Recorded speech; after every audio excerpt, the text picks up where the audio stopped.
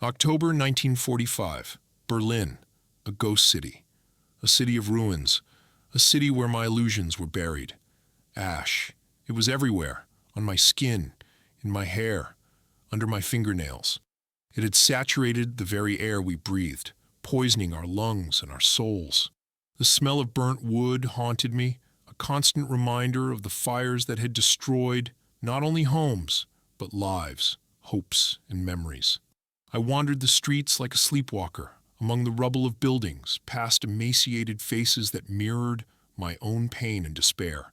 Every step echoed in the empty eye sockets of the houses, as if the ghosts of the past were whispering reproaches to me. The world around was gray, faded, devoid of color, as though life itself had abandoned these places. We were phantoms drifting through the ruins of our own lives, awaiting the worst. The propaganda we had been fed for years insisted, Americans are beasts, barbarians, thirsting for our blood. They will come to take revenge, to humiliate, to destroy us. We believed it, because there was nothing else left for us. Belief was the only thing that kept us from madness.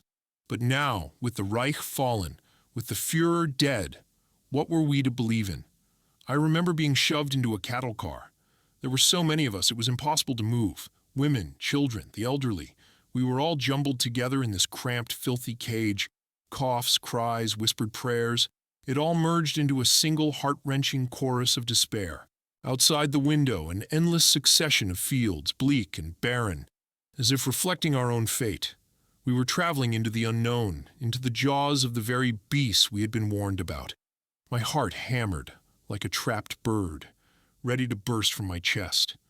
I was suffocating from fear, from the stench, from the confinement. I closed my eyes, trying to shut out the nightmare, but the images of a ruined Berlin, of dead bodies, of hungry faces, pursued me. I saw the faces of my relatives, my friends, those who had not lived to see this day. When the train stopped, I was afraid to open my eyes. I was afraid to see what awaited us. But curiosity proved stronger than fear. I slowly lifted my eyelids and saw a camp, barbed wire, guard towers, everything as expected. But something was wrong.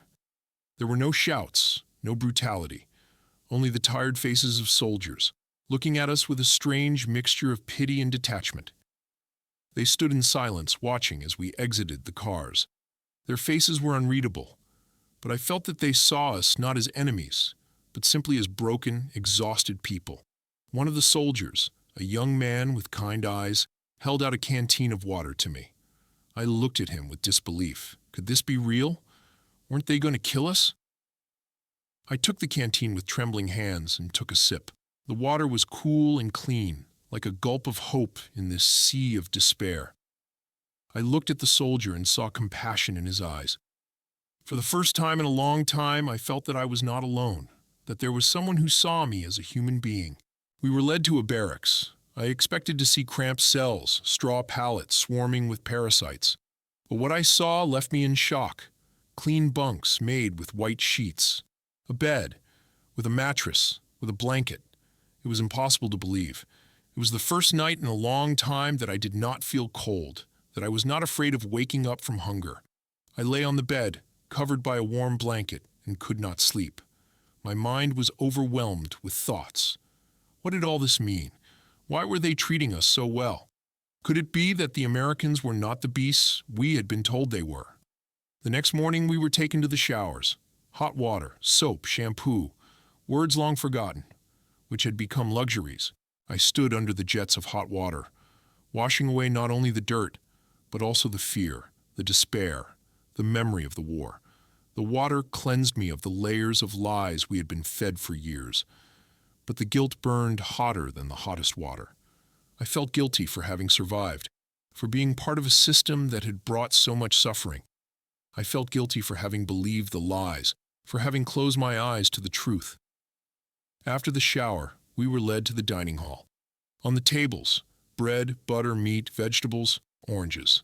I picked up an orange and examined it with amazement. I hadn't seen an orange in many years. Food, real food.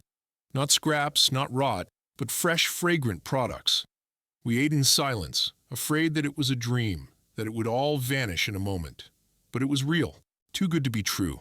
This generosity, this care, it contradicted everything we had believed. It was shattering our worldview. I looked at the other women, at their surprised, bewildered faces. We were all in the same situation. We were broken, exhausted, but alive.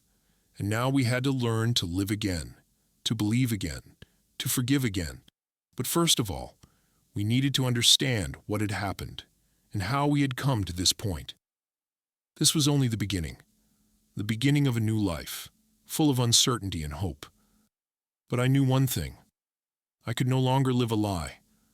I had to know the truth, no matter how bitter it might be. The first days in the camp passed in a kind of stupor. We ate, we slept, we washed, mechanically, like puppets obeying someone else's will. Our bodies thawed, cleansed of filth and hardship, but our souls remained encased in ice. The generous care of the Americans provoked not gratitude, but suspicion. It was too good to be true, too abrupt not to conceal a catch. In the dining hall, watching the other women, I saw in their eyes the same mistrust, the same bewilderment as in my own. We whispered among ourselves, trying not to attract the soldiers' attention. Why are they doing this? What do they want from us? Perhaps they are just fattening us up before what? No one dared to voice the most terrible assumptions aloud. Old Frau Schneider, who had lost both her sons in the war, insisted it was a trap. "Don't trust them," she would whisper, clutching a piece of bread. "They want us to let our guard down, to forget who we are. And then they will show their true colors." Her words resonated in our hearts, which were full of bitterness and disappointment. We were accustomed to betrayal, to cruelty, to deceit. Kindness seemed alien to us, unnatural. I often recalled Goebbels' words, his fiery speeches, his promises of a great future. He said the Americans were decadent capitalists mired in depravity and greed. They wanted to destroy our culture, our nation, our faith. We believed him because he said what we wanted to hear. He gave us hope, however false. But now, looking at these young American soldiers, tired but not cruel, I began to have doubts. There was no hatred in their eyes, only fatigue and compassion. Could it be that everything we had believed was a lie? Had we been deceived? The thought was unbearable. One day, I saw one of the soldiers, a black man with a gentle smile, playing with a little girl. He was tossing her into the air, and she was squealing with delighted laughter. It was the first smile I had seen in the camp. In that moment, I felt something like hope. Maybe all was not lost. Maybe the world wasn't as bad as we had been led to believe. But the doubts did not recede. At night, lying on my clean bed, I couldn't sleep. Questions swarmed in my head, questions with no answers. Why had the Reich fallen? Why had the Führer killed himself? Why had we lost? And most importantly, what would happen next? I remembered my life before the war. I was an ordinary girl who dreamed of love, a family, a happy future. I studied at the university, majoring in history, fascinated by literature. I believed in progress, in justice, in a bright future. But then Hitler came. His speeches were mesmerizing. His ideas seemed brilliant. He promised us greatness, prosperity, world domination. We believed him because he said what we wanted to hear. We wanted to be proud of our country, our nation, our history. Gradually, imperceptibly, we became part of the system. We joined youth organizations, attended rallies, listened to propaganda. We abandoned critical thinking, our own opinions, our own consciences. We became cogs in a vast machine hurtling towards disaster. I was not a Nazi in the full sense of the word. I did not participate in atrocities, did not support racial theory, did not approve of the persecution of Jews. But I was silent. I closed my eyes to what was happening around me. I was afraid to voice my opinion, afraid of losing my job, afraid of being repressed. Now I understood that my silence was tantamount to complicity. I bore responsibility for what had happened. I was part of the system that had brought so much suffering. And this feeling of guilt haunted me, giving me no peace. One day, during the food distribution, I ran into the same soldier who had given me water on the day of our arrival. He smiled at me and said in German, "How are you feeling?" I was taken aback. I hadn't expected him to speak to me. "Fine," I mumbled, averting my gaze. "I know it's hard for you right now," he said, But everything will be all right. We will try to help you." I looked at him and saw sincere compassion in his eyes. "Why are you so kind to us?" I asked. "We are your enemies." He shook his head. "You are not enemies," he replied. "You are just victims of the war, and we want to help you start a new life." His words touched me to the core. Maybe he was right. Maybe we really did have a chance at a new life. But to begin it, I had to come to terms with the past, with the lies, with the guilt. And this was only the beginning of the journey, a journey towards atonement, towards forgiveness, towards hope. A journey that seemed long and difficult, but one that I had to walk. The days in the camp dragged on like thick molasses. Physically, we were recovering, but the wounds in our souls bled, refusing to heal. The generous care of the Americans, instead of gratitude, gave rise to more and more questions. Who were they? Why did they need to do this? And what price would we have to pay for this unexpected mercy? I tried to observe the soldiers, to catch any hints in their faces, any answers. Most of them were young, mere boys, tired of war and dreaming of returning home. They did their duty conscientiously, but without enthusiasm. Their eyes held only weariness and a desire for it all to be over soon. But there were others, those who looked at us with undisguised contempt, with hatred, with a desire for revenge. They reminded us that we were the vanquished, that we were the enemy. Their gazes burned through us, making us shrink with shame and guilt. One day, I witnessed a scene that remained etched in my memory for a long time. Several American soldiers surrounded an old German soldier, a former SS man, judging by his uniform. They shouted at him, pointed their fingers, threatened him. The old man stood with his head bowed, not uttering a word. I felt pity for him. Yes, he was SS. Yes, he had probably committed terrible acts. But he was old, sick, helpless. He had already paid his price. Why did he need to be humiliated? Suddenly, one of the soldiers, the same black man who had played with the little girl, approached the old man and offered him his arm. "Come," he said, "I'll help you to the barracks." The other soldiers fell silent, looking at him in surprise. The old man raised his head and looked at the black soldier with disbelief. But then he took his arm, and they walked together towards the barracks. This episode made me think. Even among the Americans, there were different kinds of people. There were those who thirsted for revenge, and those who wanted forgiveness. There were those who saw only enemies in us, and those who saw just people. I began to look for an opportunity to talk to the Americans, to find out their opinion on the war, on us, on the future. I understood it was risky, but I could no longer live in ignorance. I needed the truth, no matter how bitter it might be. I learned a few English phrases and began to approach the soldiers with questions. At first they brushed me off, but then, seeing my persistence, they started to answer. I learned that many of them had fought in Europe, had seen the horrors of war, had lost friends and loved ones. They hated the war. They hated Nazism. They hated everything associated with it. But they did not hate us, the German women, children, and elderly. They understood that we, too, were victims of the system. One of the soldiers, a young man named David, told me about his family, about his dream of returning home and becoming a teacher. He spoke of democracy, of freedom, of equality. His words sounded like music to my ears. I asked him why they were helping us, why they were so kind to us.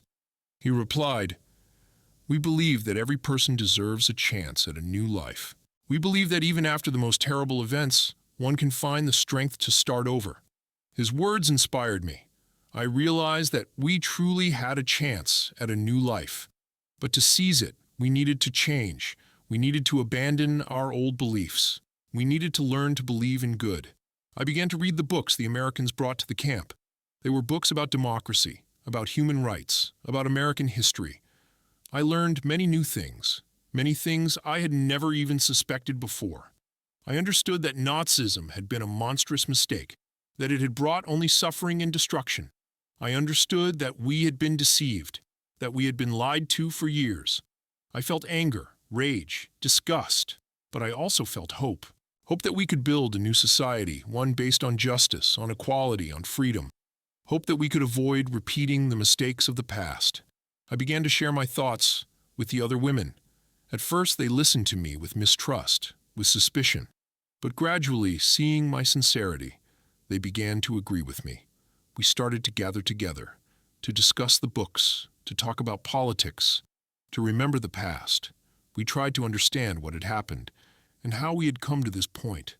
We searched for answers to the questions that had tormented us for years. It was difficult, painful, frightening, but we did not give up. We knew that only in this way could we free ourselves from the shackles of the past and begin a new life.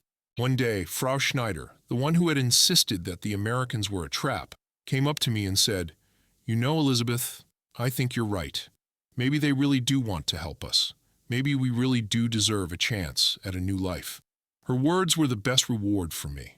I understood that we were on the right path, that we were moving in the right direction. But I also understood that this was only the beginning.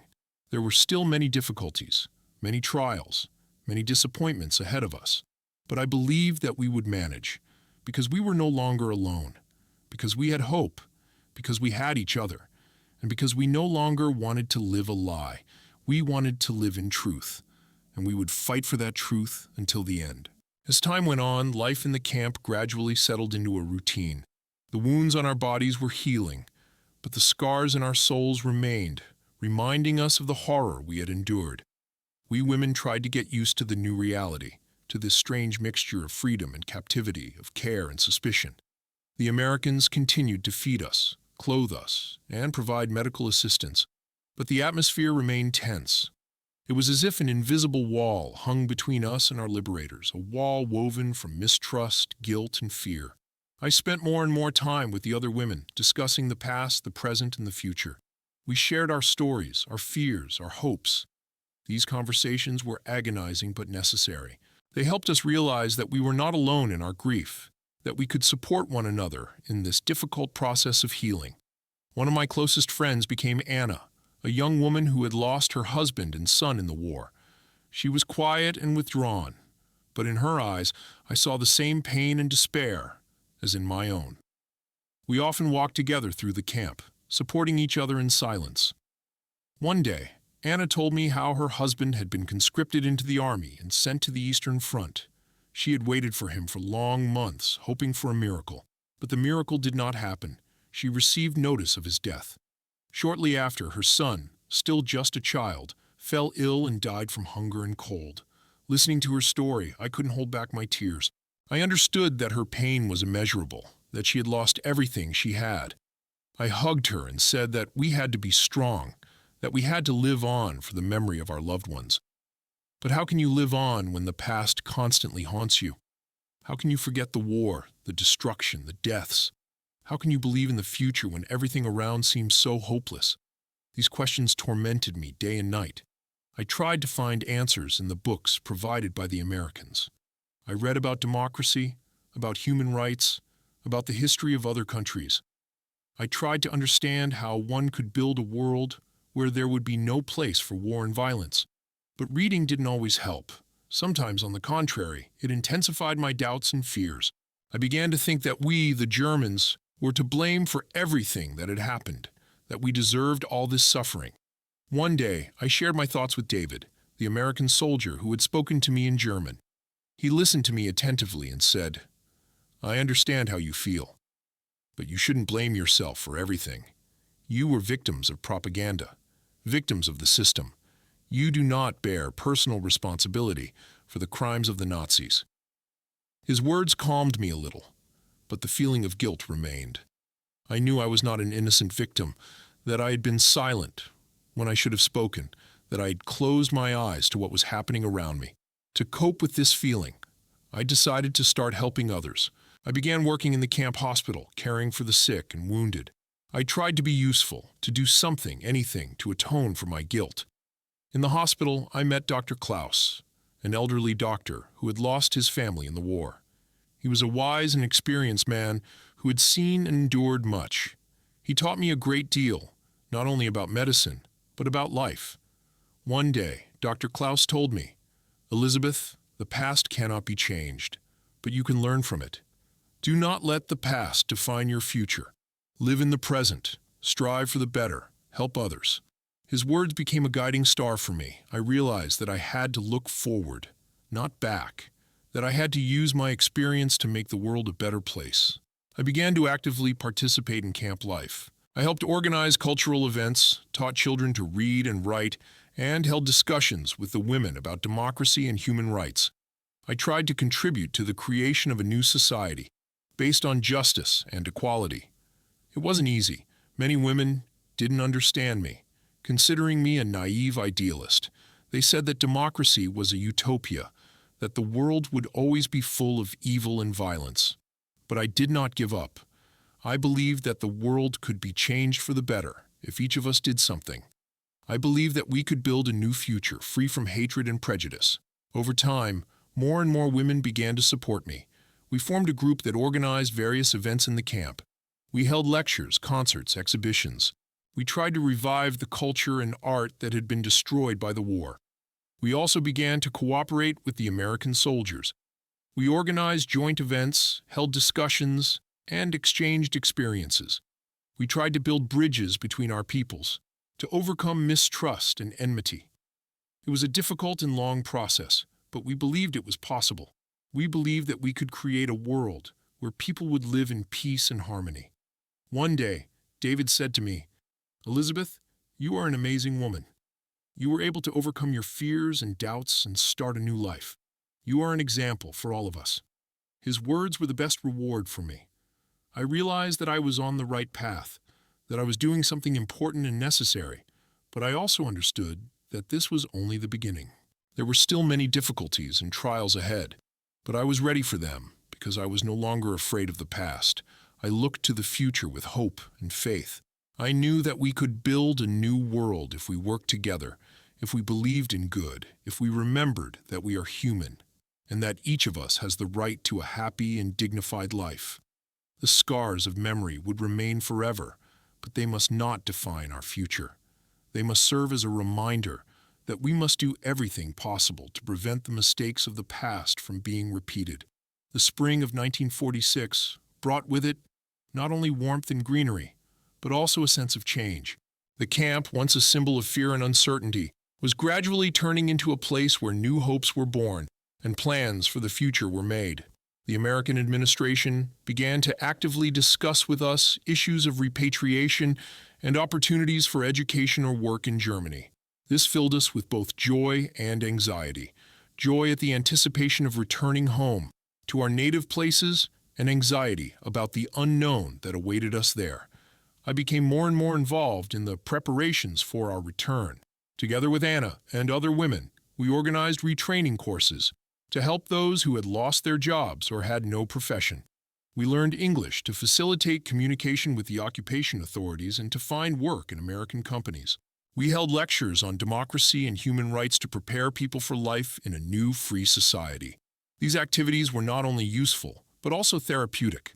They gave us a chance to feel needed, useful, and capable of influencing our own destiny. They helped us forget the past and focus on the future. One of the most popular courses was the cutting and sewing course.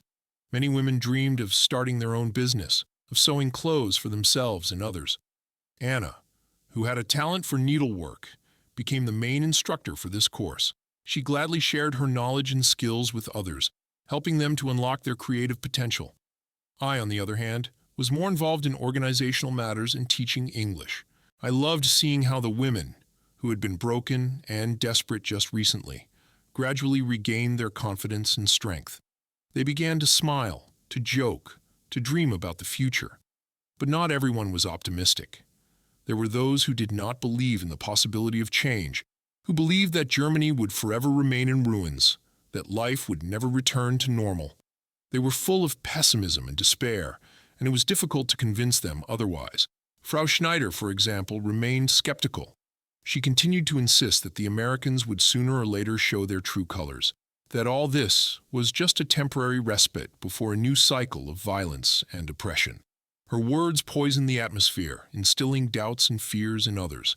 I tried to talk to her, to convince her that things had changed, that the world was different now. I told her about my conversations with David, about his belief in democracy and justice. I told her that we had to give the Americans a chance, that we had to try to build peaceful and friendly relations with them. But Frau Schneider remained adamant. She said she had seen and experienced too much to believe in fairy tales.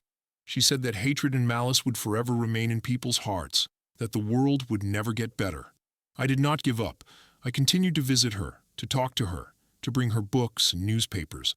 I hoped that sooner or later she would change her mind, that she would be able to see the light at the end of the tunnel. One day, I brought her a newspaper in which an article about the Nuremberg trials was published. The article described in detail the crimes of the Nazis, their atrocities and misdeeds. Frau Schneider read the article from cover to cover, without uttering a word. When she finished reading, she looked up at me, her eyes full of tears. "I didn't know," she whispered. "I didn't know it was so terrible." I hugged her and said that now she knew, that now we all knew, and that we had to do everything possible to ensure that something like this would never happen again. From that day on, Frau Schneider changed. She became more open, more friendly, more optimistic. She began to participate in camp life, to help other women, to share her experience and knowledge. She became one of the most active members of our group. This incident showed me that even the most hardened skeptics can change their minds if they are given enough information and support. It showed me that there is always hope, even in the darkest of times. In the spring of 1946, the first elections for the local council were held in the camp. The American administration wanted us to manage our own lives, to make our own decisions concerning our future. The elections caused a lot of debate and disagreement. Many women did not understand why these elections were necessary, who would participate, and what would happen next. They were afraid that this was just another trick by the Americans, that they wanted to manipulate us. I and the other members of our group were actively involved in the election campaign. We explained to the women what democracy was, how elections worked, and why it was important to participate in political life. We convinced them that only we ourselves could change our lives for the better, that only we ourselves could build a new, just society. As a result, many people came to the polls. The women voted actively and consciously, understanding that their future depended on their choice. Representatives from different groups and social strata were elected to the local council. They were women of different ages, professions, and political views. But they were all united by one thing, the desire to build a better life for themselves and their children. I was elected to the local council by a large margin over the other candidates. It was a great honor and a great responsibility for me. I understood that I had a lot of work ahead of me, that I would have to justify the trust of the people who had voted for me. In the local council, we began to actively discuss issues of repatriation, education, work, and social assistance. We developed programs and projects aimed at improving life in the camp and preparing for our return home. We cooperated with the American administration, but we defended our interests, protected the rights of women, and fought for justice. We showed the Americans that we were not just victims of the war, that we were strong and independent people, capable of deciding our own fate. The spring of 1946 became a symbol of a new beginning for me. I realized that the past cannot be changed, but one can learn from it. I realized that the future depends on us, on our will, on our faith, on our work. I realized that we can build a new world if we work together, if we believe in good, if we remember that we are human, and that each of us has the right to a happy and dignified life. The summer of 1946 breathed with hope. Rumors of imminent repatriation became more and more concrete. The American administration began compiling lists, conducting interviews, and organizing transport. An atmosphere of excitement and anticipation filled the camp. Many women were already packing their meager belongings, preparing for their long-awaited return home. I was also preparing, although my heart held not only joy but also anxiety. What awaited me in Berlin? Was my home still standing? Were my relatives and friends alive? Would I be able to find a job and start a new life? These questions gave me no peace. Anna, seeing my concern, tried to support me. She said that everything would be fine, that we would overcome all difficulties together. She suggested I go with her to her hometown, where she still had relatives. I was grateful for her support, but I felt I had to return to Berlin. It was my city, my home, my history. I had to see it with my own eyes to understand what to do next. In the local council, we continued to work actively on repatriation issues. We helped women with their paperwork, located relatives, and obtained information about available housing and work. We tried to do everything possible to facilitate their return home. One of the most difficult issues was that of the children born in the camp. Many of these children were fathered by American soldiers, and their mothers did not know what to do with them. The American administration offered to send these children to the United States, where they were promised a better life. But many mothers did not want to part with their children, even if they knew they could not provide them with a decent future in Germany. This issue sparked much debate and disagreement in the local council. Some believed the children should be given to the Americans to give them a chance at a better life. Others believed the children should remain in Germany to grow up in their own culture and speak their native language. I maintained a neutral position. I understood the arguments of both sides, and it was difficult for me to make a decision.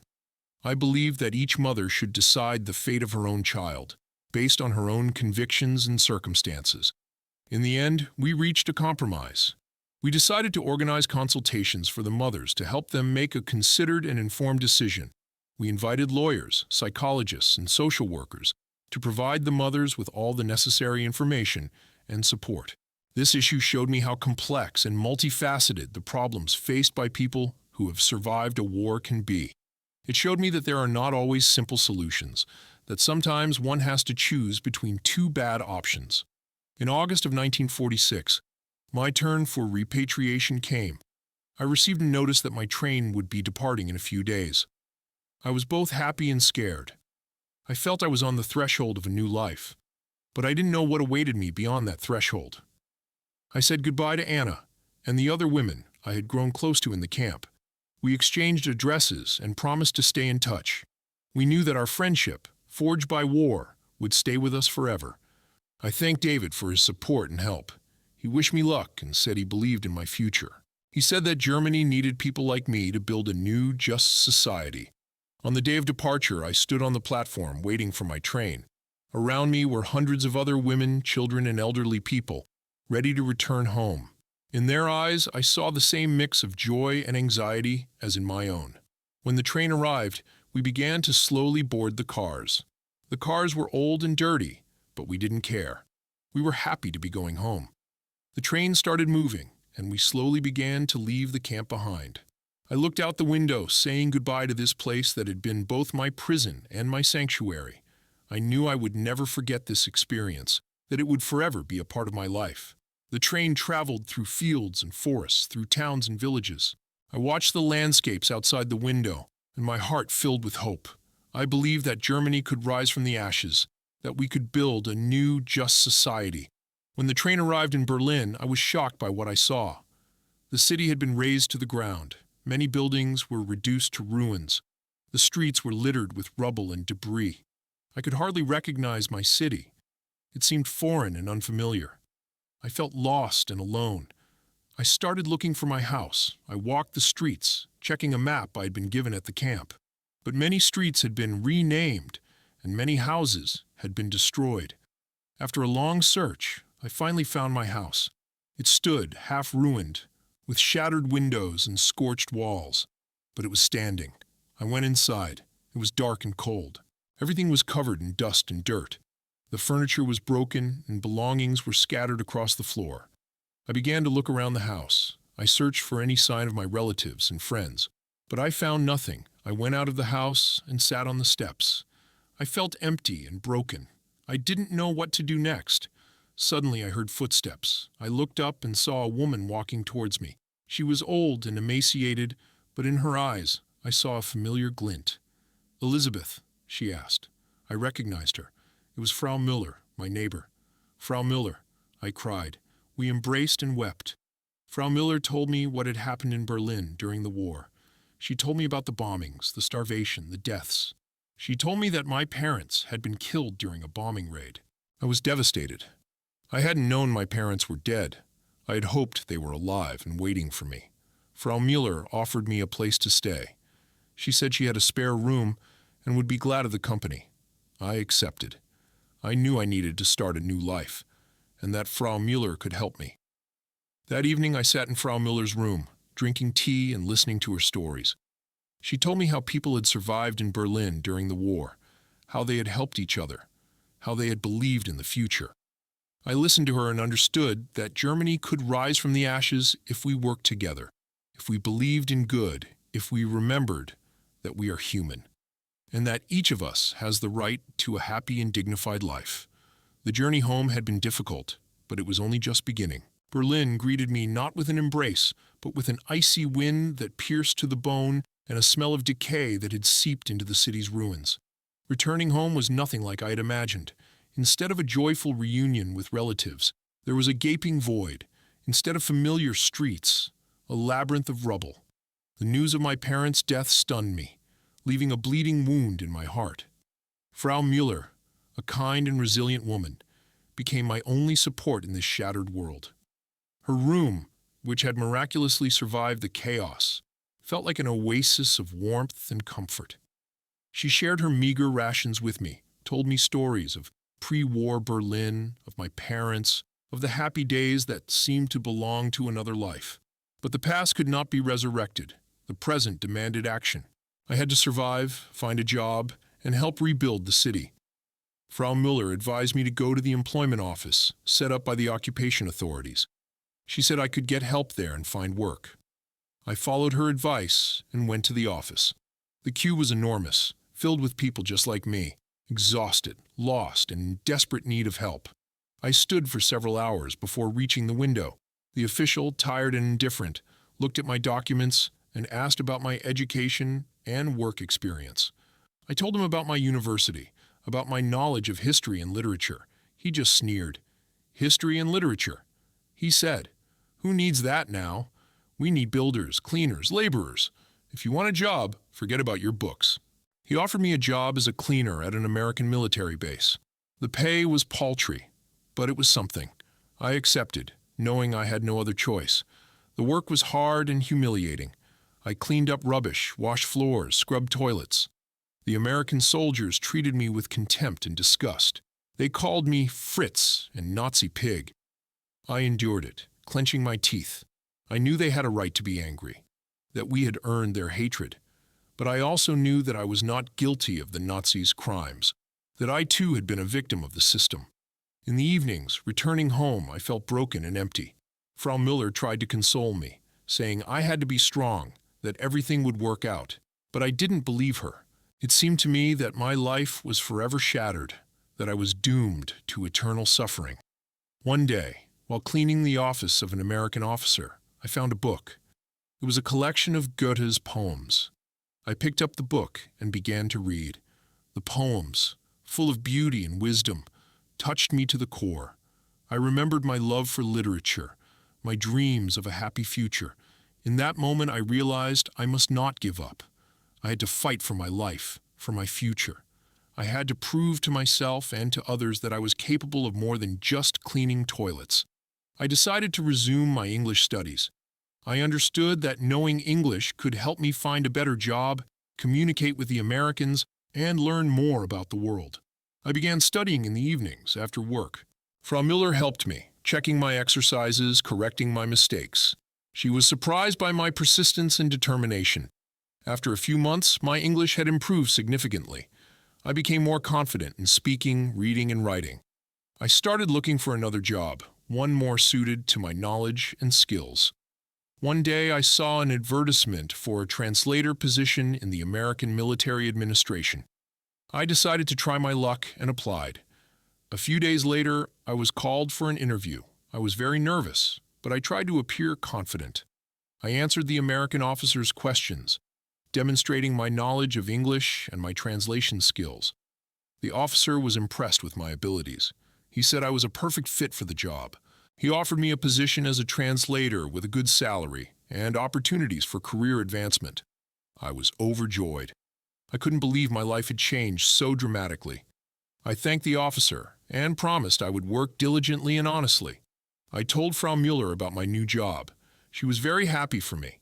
She said she had always believed in me, that she knew I would succeed. The work as a translator turned out to be interesting and challenging. I translated documents, participated in negotiations, and helped American officers communicate with German citizens. I felt useful and needed. I learned a lot about American culture, their political system, and their worldview.